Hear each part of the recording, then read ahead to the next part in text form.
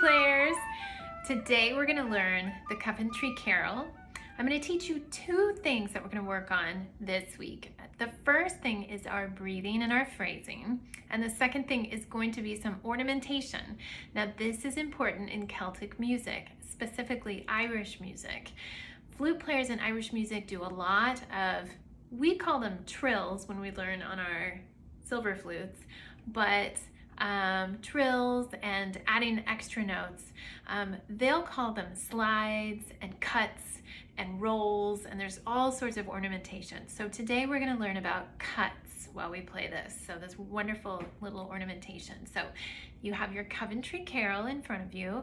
So I'm going to play through it first of all, and I want you to mark a little breath mark where you hear me breathe, okay?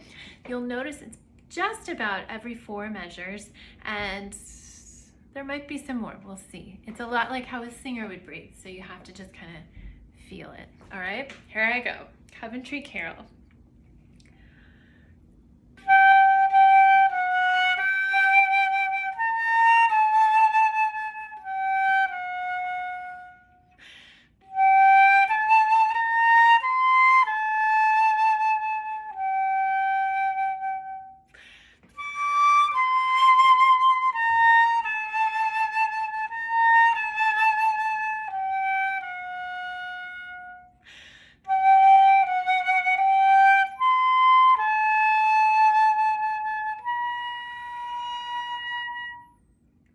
Okay, so hopefully you made your breath marks right where I was breathing, and I think you'll notice something interesting.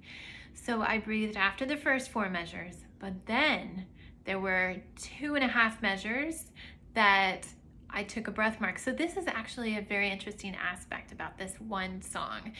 The breathing and the phrasing is kind of unusual. It's not very symmetrical, right? Usually we have 4 measures and then another 4 measures, and that makes up a whole sentence in our music. But this time we have 4 plus 2 and then 4 plus 3. So it's a little unusual, and yet it works so well. Now, the cut. So the cut is typically when we start a note, right before we start that note, we're gonna take the note before it and bring it in. So for example, let me show you. Our very first note is a G. So what I want you to try to do is play an A, a really fast A, before you play the G. So it sounds like this. Try that. So if I just do it on the first note,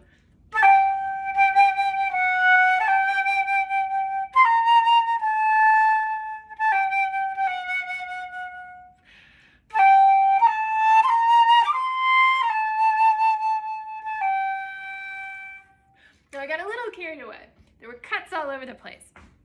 But you'll hear that now in Irish music when you hear a flute player play it.